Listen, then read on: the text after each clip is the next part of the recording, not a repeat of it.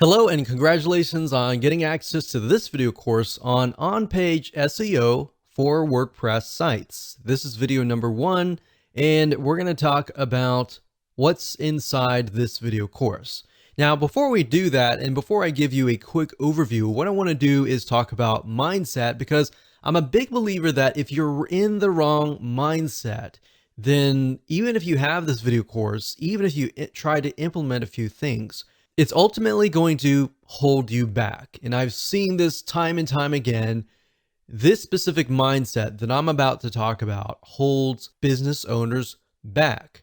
And we don't want to see that happen to you. We want to see you succeed as much as possible. Here is the mindset. The mindset is that people make the assumption that every single SEO technique and rule changes rapidly so that what worked 15 years ago doesn't work now. Now, I will say a large majority, yes, it's true that search engine optimization does change rapidly every single month. Now, at the same time, and yes, that is true to a certain extent, but there are basic fundamentals that Google and other search engines look for that still hold true today, that still work today. So let me repeat that. Not everything has changed. It might have changed slightly, but if you get into that mindset of, oh, everything changes, everything that used to work 10 years ago doesn't work now, then you're putting yourself in a dangerous position simply because you will forget the basics. Now, there are a lot of basic fundamental SEO rules, but we're really going to focus on 5 factors, and I'll talk more about that later down the road. So we're going to be focusing on these factors that haven't changed, or if they have changed, they've only changed very, very slightly in the last decade. So make sure that you're not in this mindset, otherwise it will prevent you from actually moving forward. So here's a quick overview of what's inside this video course. Of course, this is video number 1, which is the introduction. Video number 2 is going to be the main focus. So we're going to make sure that you have a clear view of what we're going to talk about. Video number 3, we're going to talk about 5 important factors that you definitely should implement in your WordPress site. Video number 4, we're going to talk about the URL structure, such as what should your domain look like, what should the URL look like, and all of that. Video number 5, we're going to talk about body text structure. Video number 6, we're going to talk about image optimization and basically how to make your images more search engine friendly. Video number 7, we're going to talk about title optimization and how long your titles should be.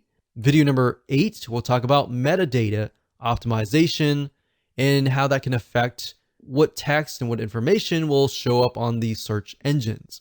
And of course, last but not least, this is sort of a bonus, but in video number 9, I'm going to talk about the top 2 WordPress plugins that we highly recommend that you install. So once you understand these 5 important factors and you've actually implemented them yourself, then you can actually automate things, but automating things doesn't really help you in the long run. It's sort of like a shortcut. Without understanding the basics and the fundamentals, you're actually hurting yourself. You're not really going to know why you're ranking. All right. So here's what you're going to need. You're going to need to have a WordPress site.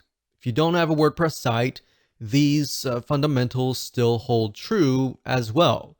But most of what I'm going to be showing you is how to implement these 5 factors into your WordPress site. You're also going to need to have a general idea of what the general keyword is that you want to rank on. And then, of course, you want to have a list of specific keywords related to that general keyword. And the reason why you need to have these in hand is because you're going to use these in your body text, your title text, your metadata text, and even your image alt tag text. So you're also going to need access to content, written text, and or images to create your post. Now, if you don't have all this information right now, that's fine. But you're definitely going to need it eventually. So with that said, let's move on to video number 2. Hello and welcome back. This is video number 2, and in this video we're going to talk about the main focus so that you have a better, clear view of what we're going to talk about in this video course. You see, because on-page SEO is such a broad term that literally covers a lot of areas of your website, both the front end, such as the text, the content, and all of that, and the back end, like sitemaps, the XML sitemap, and all of that. Really, the main focus of this course is to help you make your front end of your WordPress site more SEO friendly. And what that means is we're going to focus specifically on how to make your overall WordPress site structure, your posts, your pages, more search engine friendly. So the goal is that when Google and other search engine robots come to your site, they will know what your site is all about. Now, by robot, what I mean by that is that Google usually will send out computers, which are called bots, and they'll come and scan your website and try to figure out what your site is all about. Now, the truth of the matter is that too many people skip over this because it isn't exciting.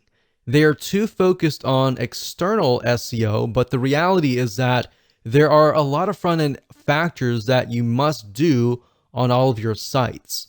So by skipping out on these fundamental steps and just focusing on things like backlinking, you're really going to miss out on a lot, because when Google comes to your site, if your site is not search engine friendly and you've just got a lot of backlinks, then yes, you do have a lot of votes that your site might be good.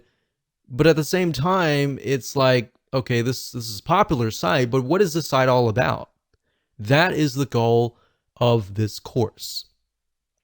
Even though that seems basic, it's very often much of a skipped step. So once you get in the habit of doing the following and implementing these 5 factors, you'll actually be ahead of most of your competitors. So the good news is that most people don't do this. So the fact that most people don't do this and you're doing this, you're going to get ahead of them. Now, to clarify what this isn't, however, we're not going to focus on backlinking or any external marketing strategies, which is what I talked about earlier. So now that you have a clear idea of what we're going to talk about, let's move on to video number 3 and discuss the 5 important factors that all of your posts, your pages, your content, your text, your URL structures, and everything else should contain. Hello and welcome to video number 3, and we're going to talk about the 5 important factors. Now, this is a quick overview of the 5 factors, and then of course the next few videos I'll dive in to every single one of these factors. But before we can really discuss them in depth, you need to have a broader bird's eye view of them. So before we jump into the 5 factors that your WordPress sites should have, or even your non-WordPress sites should have, which they'll definitely work on those too, it's important to know a few things first. So you're going to need to have a general idea of, number 1, the general keyword that you're going to want to rank on, and number 2, a list of specific keywords that branch off of that main keyword. Now, don't worry if you don't have that now. I'm going to give you a step-by-step technique that will help you figure that out. Now, another big mistake that many folks make is implementing these without a clear plan of attack. And that's why I'm breaking things down in such a manner. There's a reason for everything. In fact, we've seen this with many websites. There's no clear plan, and the website owner simply creates content in an area with little or no traffic. And then they're not ranking on any specific keyword. They might even be ranking on keywords that have really nothing to do with their website. And this is a lot of time wasted, right? So that's why I'm not jumping straight head first. I'm breaking things down so that it becomes clear, and that way you will succeed. Now, we're not going to focus, like I said, on keyword research, but we do recommend that you check out these suggested keywords. Now, what do I mean by that? Well, Google has what we call suggested keywords. Amazon.com also has a list of suggested keywords. Now, this is what happens, and this is super easy. You can literally find the main keyword and a list of specific keywords within a few seconds. So here's what I want you to do. You can do this by going to google.com, for example, and typing in a general keyword. So you'll notice that when you do, Google will suggest keywords. Now, in order for the keywords to appear in the suggested box, that means that there's a ton of people that are searching for those keywords. So in other words, there's a high volume of people searching. So when I typed in the keyword survival kit, out dropped a drop down saying, well, these are other Google suggested keywords like survival kit list, ideas, Amazon, food, and backpack. Now, there's another way of doing this. If you type in the keyword and you press enter, then what's going to happen, and you scroll all the way down to the very bottom, you're going to see a list of words. So if you scroll all the way down the bottom after you made that search, you're going to find additional keywords right here where I've put a red box here. So we can see additional keywords are things like military survival kits, survival kit list, best survival kit food, items, wilderness survival kit. So we can see not only are there different keywords, but there are also different types of survival kits for different scenarios and different settings. So that gives us an idea of, okay, we can write an article on survival, military survival kits, or wilderness survival kits. So these could be totally different articles. So now that you have a basic understanding of basic keyword research, let's move on to the 5 important factors.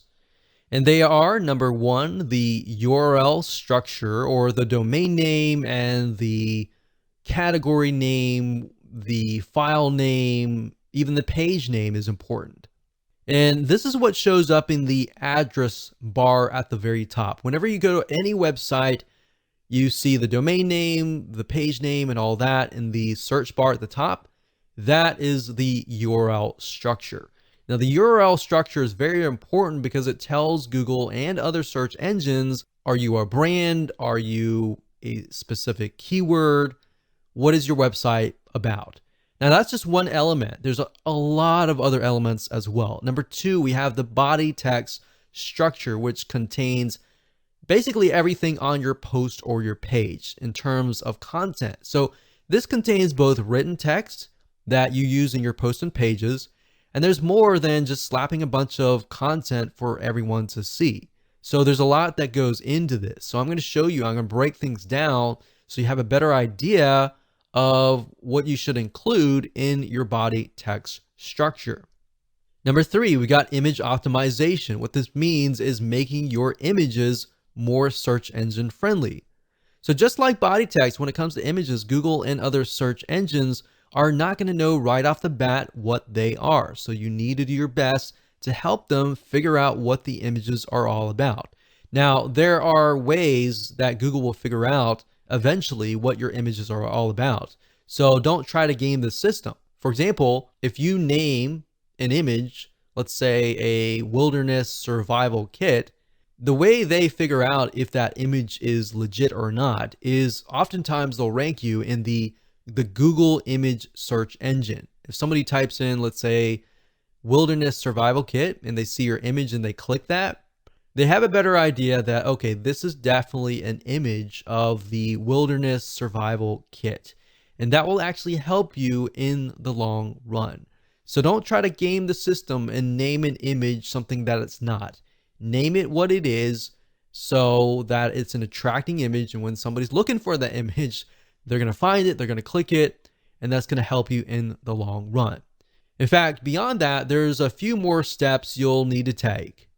And plus, in addition to that, with the image search engine that I talked about just now, you can actually get a lot of traffic from that search engine. And of course, we got factor number 4, which is title optimization, basically how to make your titles search engine friendly, because the reality and the truth of the matter is that your titles do show up in the search engine, so you definitely need to do this right. Otherwise, you're going to attract the wrong person. Meta optimization is the same thing. You've got the description and other metadata that will show up underneath the title in the search engines. So you want to make sure that you attract the right person. Now that we've talked about the 5 important factors, let's dive into every single one of these 5. Okay, welcome back. This is video number 4, and we're going to talk about the URL structure. Now, this is something that has changed slightly in the last decade, but it hasn't changed drastically. Now, before we discuss what you should use in terms of a domain name and your URL structure, let's discuss why this is important. You see, when Google and other search engines try to figure out what your website is all about, they look at your website as a whole. They're not just going to look at your URL structure, your domain name, or your categories or your page name. They're going to look at everything as a whole. Plus, in addition to that, they're going to look at how people interact with your content and if that is true. Now, part of that is what appears in the URL. A search engine friendly URL structure can actually go a long way.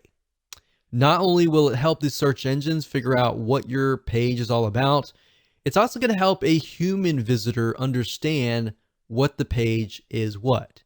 And that means that keywords still matter, but you have to be careful not to keyword stuff your URLs. And by keyword stuff, what I mean by that is you're putting too many of the same keywords in the same area. In other words, back in the day when Google started, for example, you literally could keyword stuff a page and get ranked really, really quick. But now Google has become much smarter. Their bots and intelligence have become smarter. So that's a big no-no. Don't do that.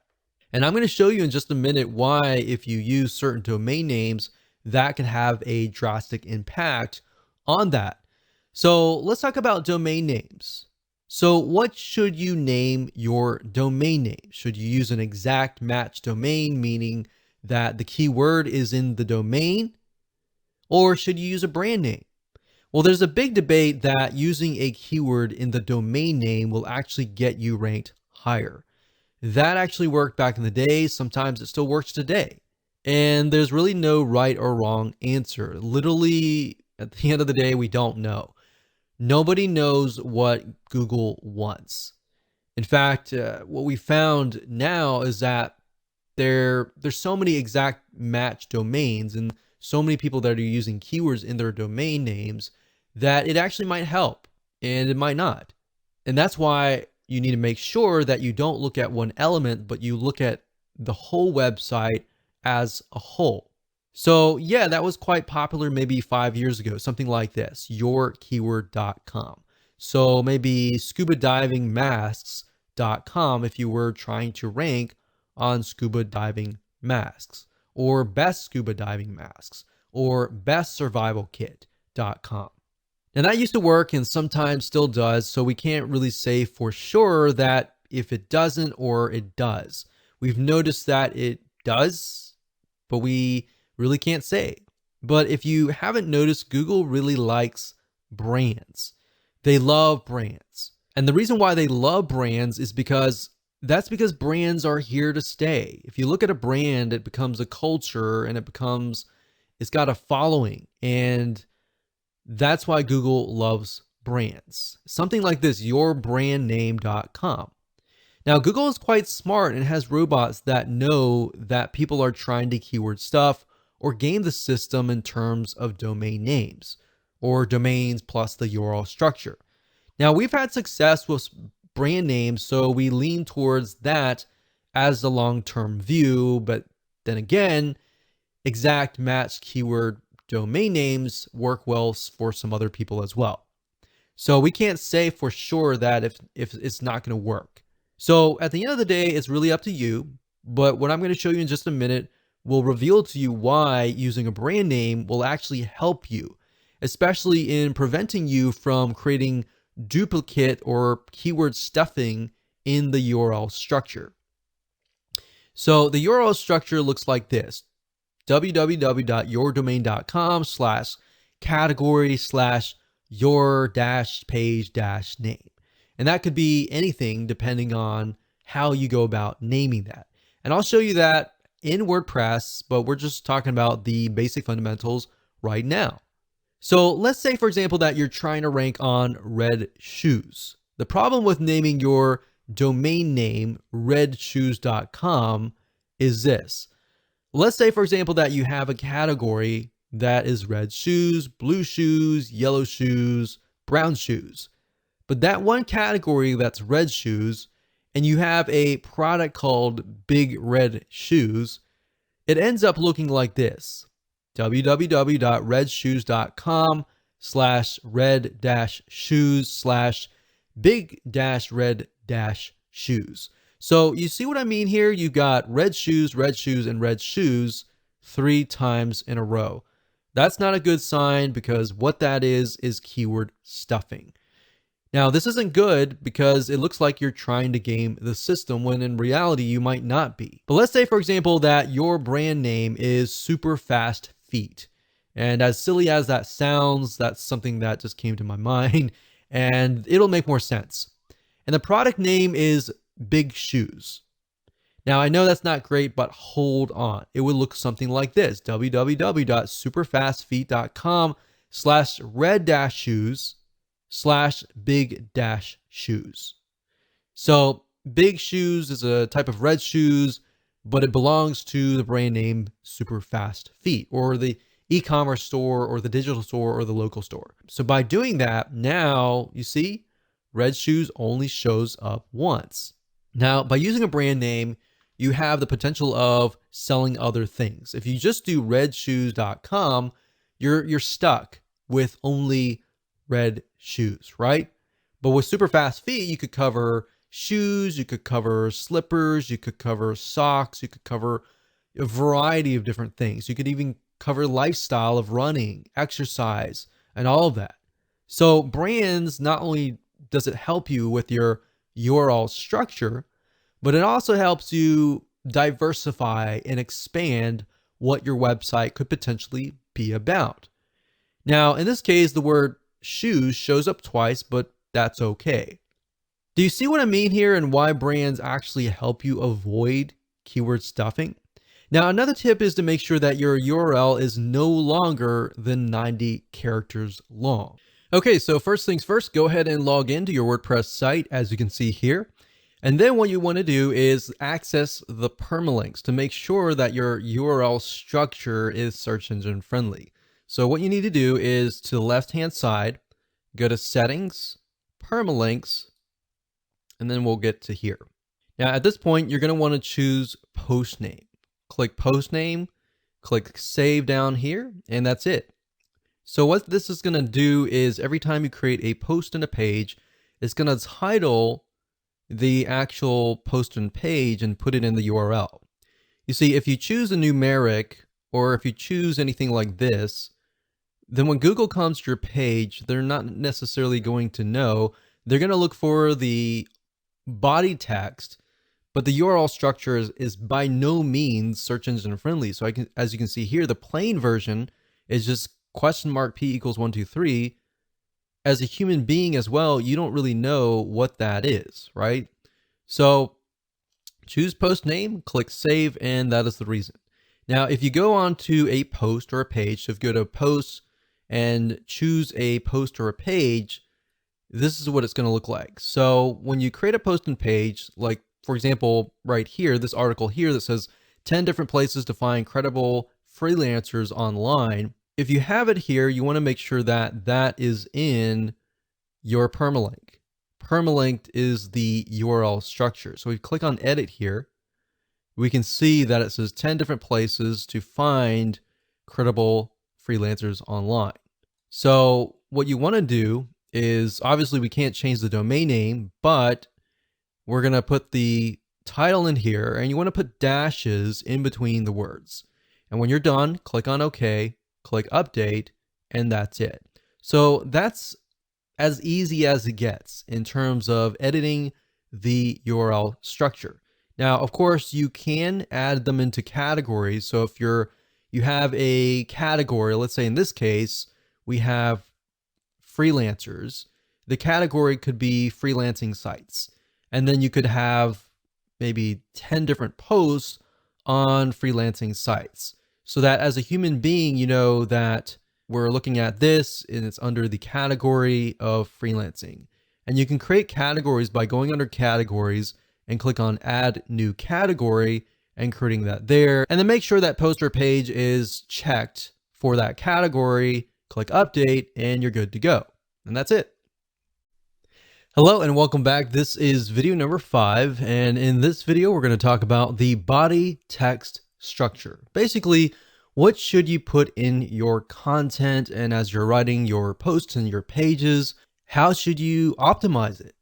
So what you write on your blog post and page should be first and foremost, definitely human friendly. And then of course, secondly, search engine friendly. See, a lot of people make the mistakes of trying to game the system, trying to make it so search engine friendly that they totally forget about who they are writing to. Now, Google at the end of the day really cares about bounce rate, and bounce rate, which we'll talk about later down the road, is basically if somebody stays on your page for a long period of time.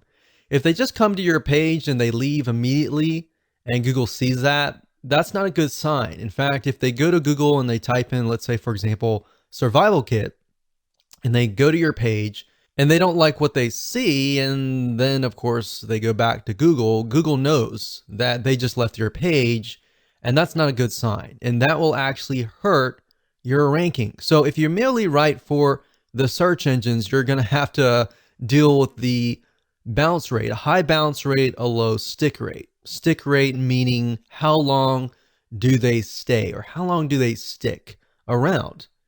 And that will have a negative impact on you.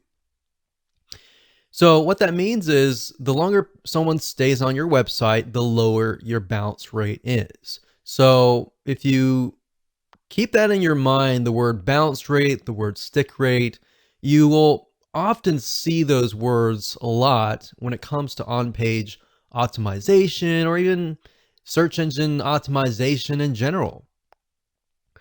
So to Google, websites with a lower bounce rate must be good. The fact that people are staying on your page for a longer period of time tells them, okay, this website must be what people are searching for, right?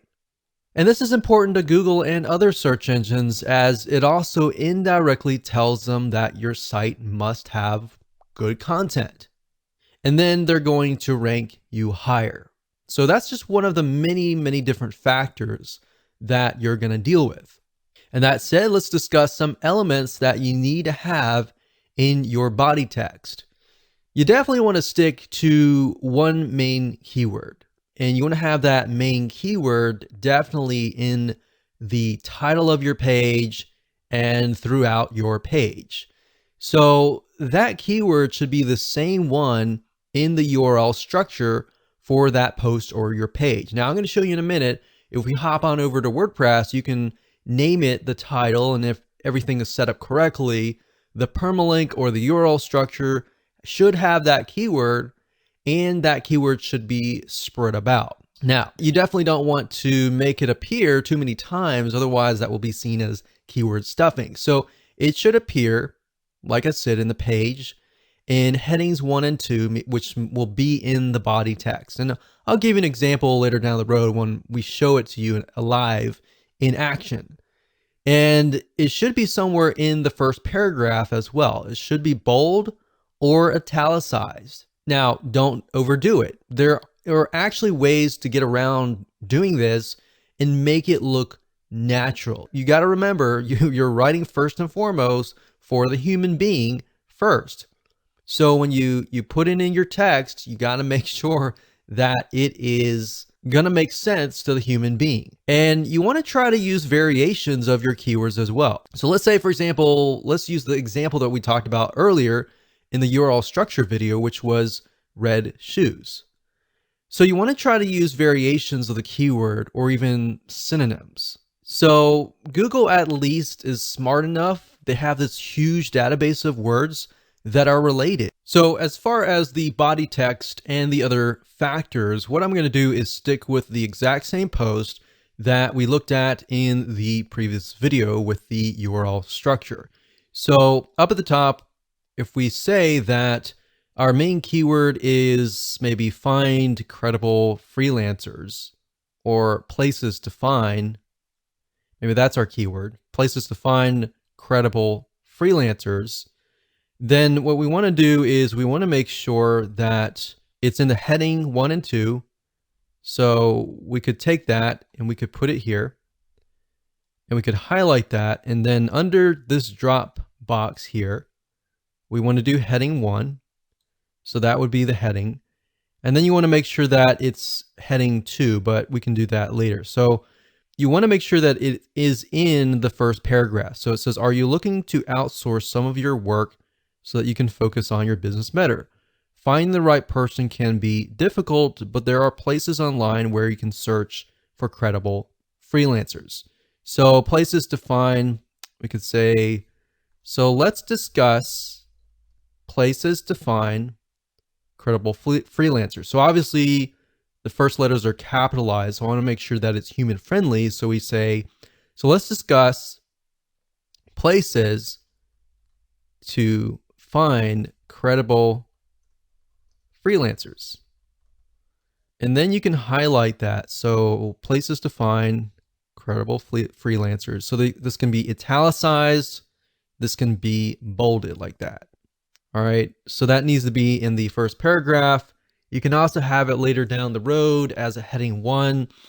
And if we scroll down, we don't have an image right now, but we'll talk about that later. We'll find an image and I'll show you how to add an alt tag. You want to do that. You want to go through and you want to create variations of this keyword. So places to find credible freelancers, Fiverr.com. This is a good place to find great freelancers. So we use the word credible. You can mix it up and say good place to find great freelancers or hardworking freelancers. So what I'm saying here is you don't necessarily have to use that exact match keyword, but you're using variations so that Google knows that you're not trying to game the system and you're not trying to keyword stuff. But at the same time that it's a variation or it's a similar synonym or word so that it appears more natural.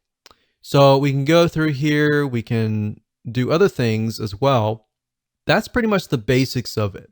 But another thing you could do is tags as well. So you can add tags. Let's move on to the next video.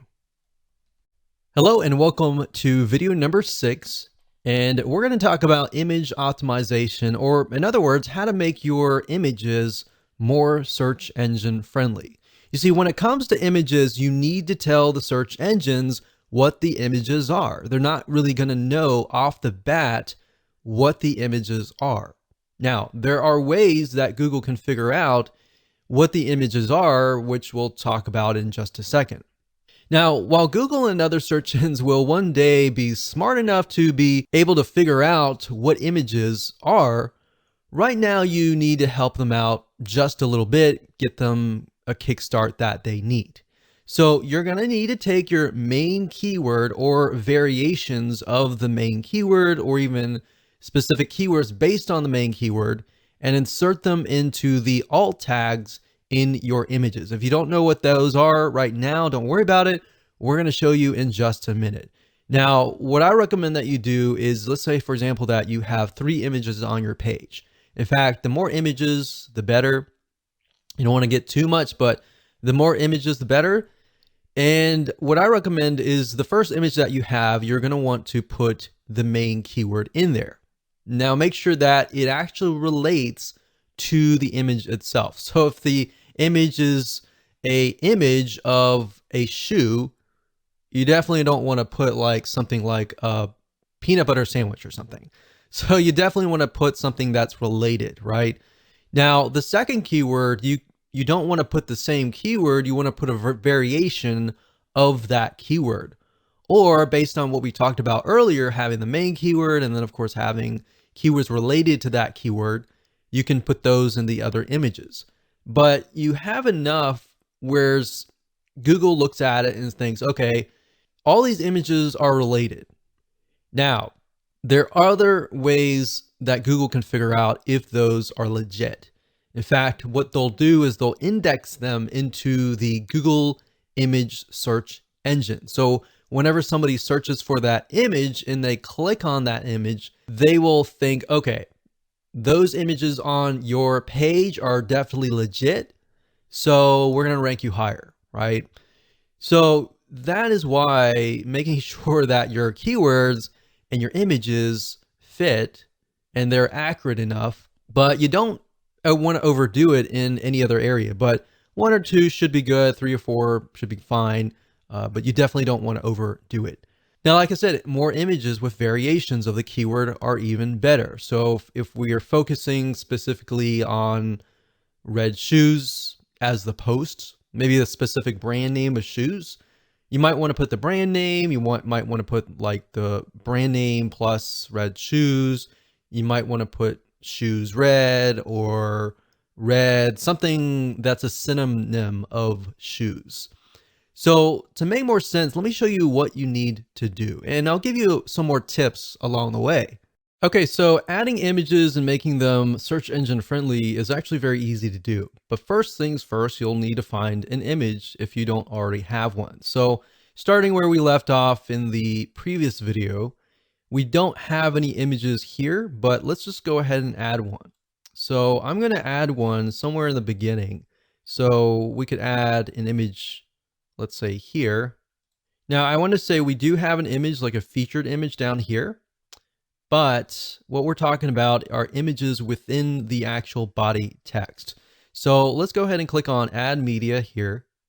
And these are our existing images right here, but we can also upload a file here as well. So let's try to find something that relates to freelancers. So let's do that here. Let's click that. So right here it says title, caption, alt text, and description. Now, by default, as you can see here, with an image, it shows something like code. It doesn't look natural. It doesn't tell a human being what it is, and it doesn't tell Google what it is.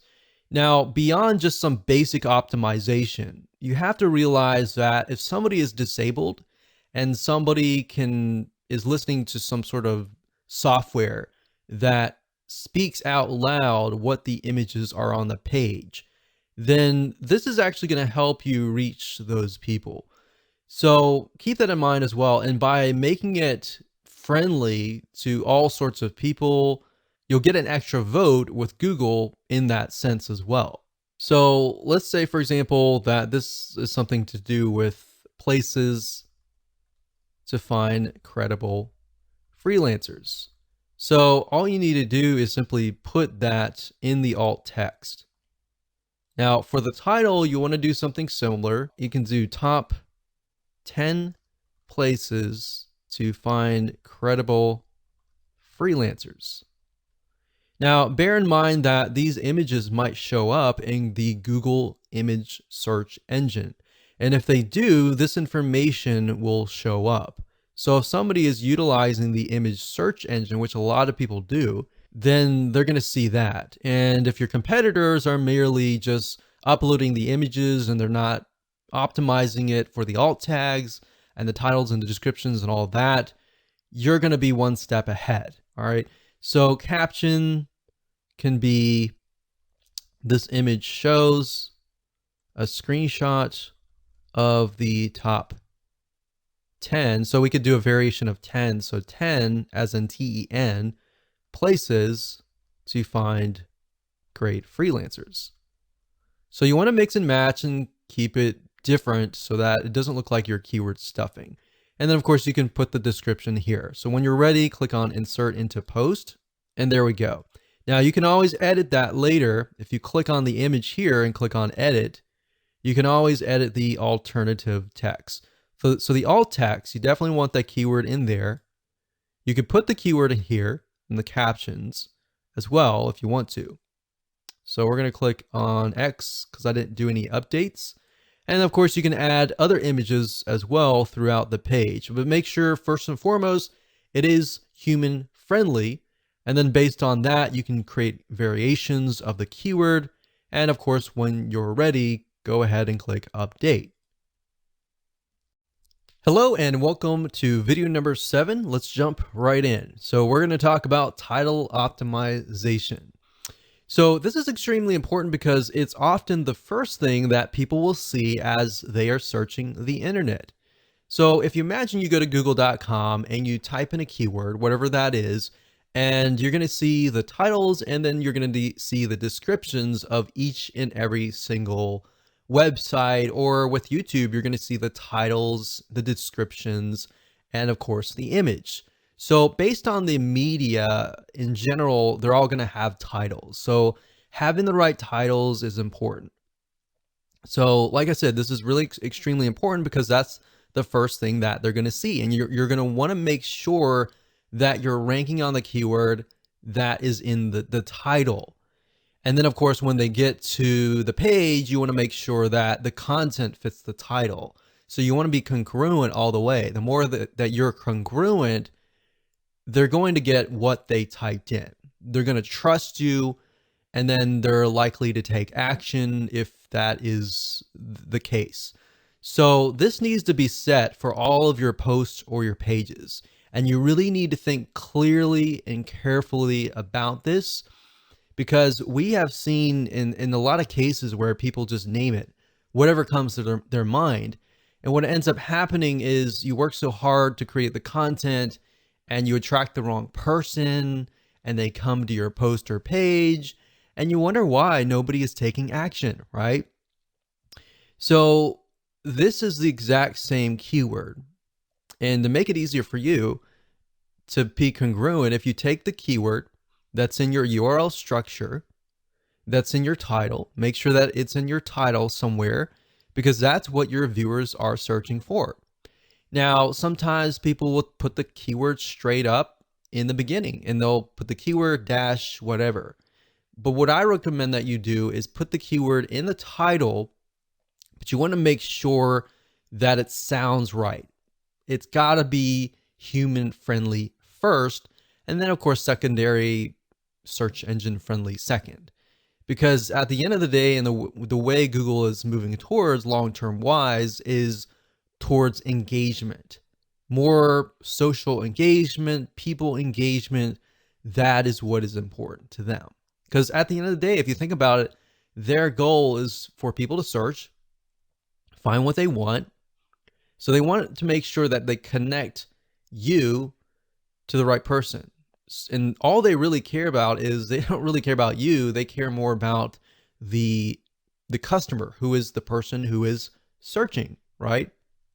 So as long as you're on the top 10 of the Google search engine for that keyword, and that keyword is appearing in the title, it's highly likely that the prospect will click through your website. Now, as basic as this sounds, I want to make sure that you understand that it's important. Most of your competitors are not really going to do this. And if they are, they're going to miss something along the way, right? What we've seen over the years is sometimes they'll have the title right, they'll have the URL structure right, but when people go to the content, it just doesn't make sense. So as long as you're congruent from the keyword to the title, to the poster page, to the content itself, to the call to action, to the product, everything is congruent from that point in the beginning to the end, you're most likely gonna gain the trust of the prospect, and you're most likely gonna get the conversion. That's the most important thing. So as long as your poster pages are related, you're most likely gonna see a higher conversion rate across the board, like I said earlier. Now, as a rule of thumb, your title should be no more than 75 characters long. You don't want it to be too long, because psychologically that will actually overwhelm whoever is typing things in. And most people are just scanning, they're not reading. They're looking for what they're looking for really quick. So if you have something short, straight to the point, you're most likely going to win, as long as it's optimized and it's correct to that keyword. So now that we've talked about the fundamentals, let me go ahead and show you what you need to do to set this up properly. So we already briefly talked about the title, but this is your title, right? So a lot of times, let's say for example, that the keyword is places to find credible freelancers. Sometimes you'll find people do something like this, places to find credible freelancers. And then of course, they'll put the keyword first and then they'll put a sentence. You can do that if you want to. There's no proof that it doesn't work, it works or anything like that. But you definitely want to make sure that it is human friendly first and foremost. So in this case, ours is 10 different places to find credible freelancers online. Or we could do something like top 10 places to find credible freelancers. Now, whatever you do, if you change the title here, make sure that it's changed right here as well. So if we do that and we go back over here, we just copy that in, but we need to make sure that there are dashes in between the words.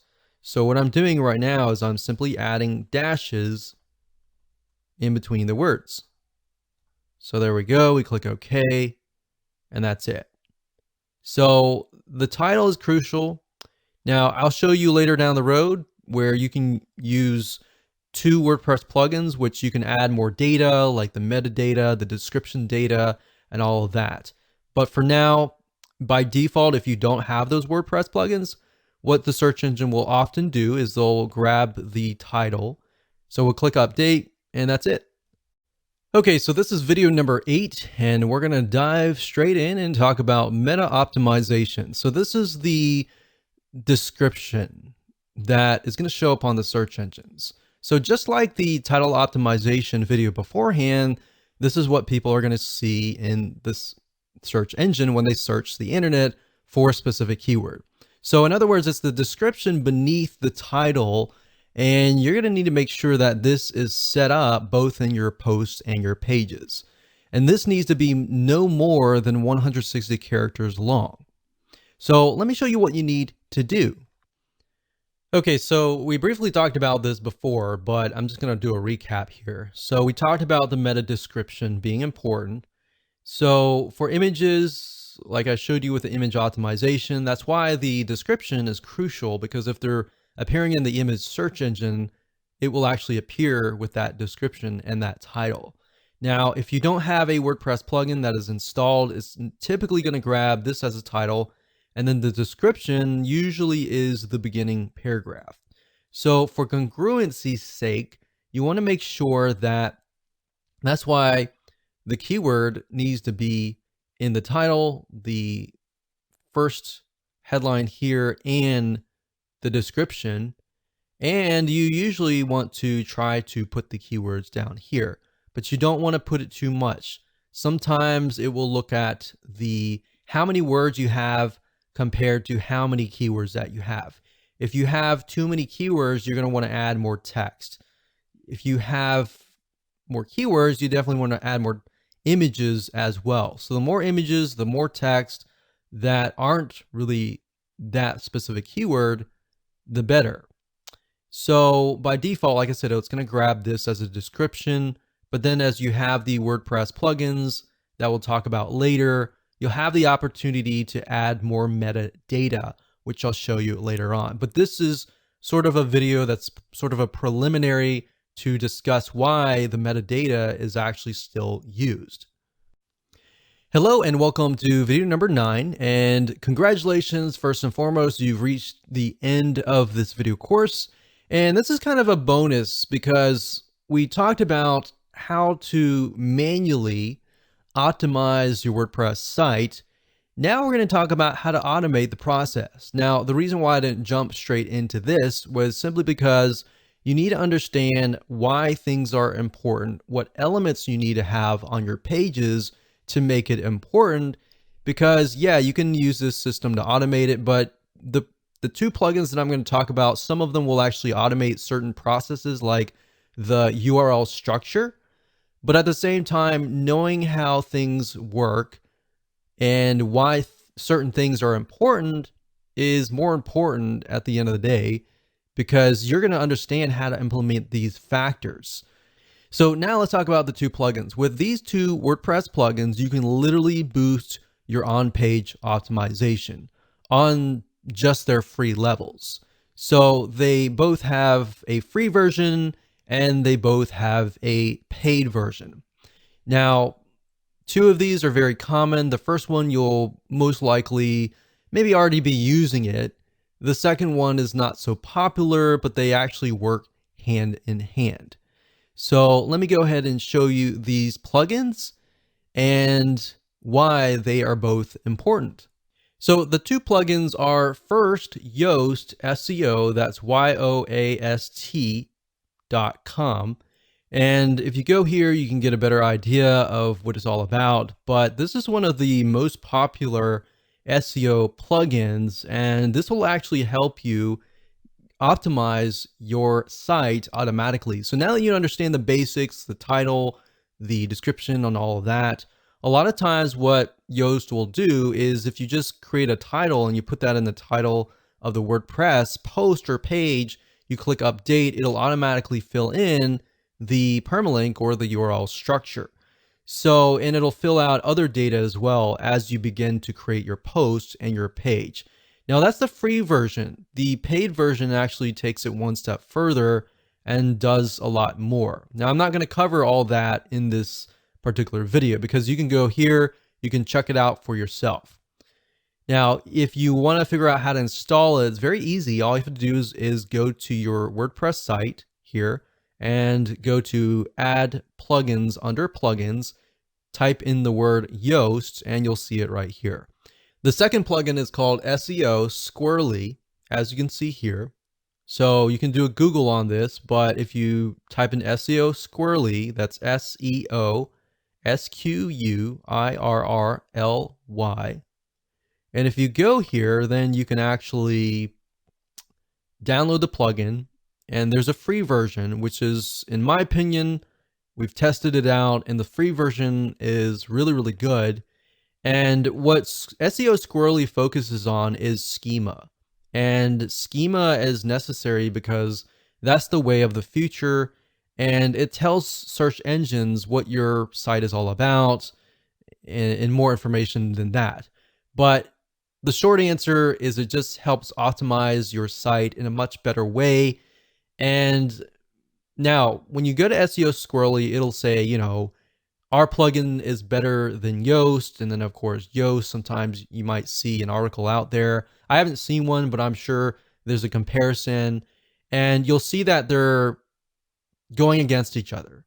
But at the same time, you can either do Yoast or you can do SEO Squirrely. Now, what we've found is SEO Squirrely focuses on schema, like I said, and schema is just a way to make your site appear in the search engines where people will click on your link. So if you've seen, for example, the ratings, the 5-star ratings that appear in the search engine, that is based on schema. And there's a lot of other different little elements where if you've got on your page like images and videos and all that, SEO Squirrely will automatically optimize those media types on your page. And we found that we've actually tested this one and Yoast together, and they actually work hand in hand. Now, they can run into each other based on like the title and the meta description and all that, and they can conflict in that realm. But at the end of the day, you kind of need to just pick and choose which one you want to go with and just go with one. So Yoast, I can tell you, will pretty much do everything that we talked about. SEO Squirrely as well. They typically are focused on different areas. So my take on that is just install them both and just see what happens and use them both and go from there.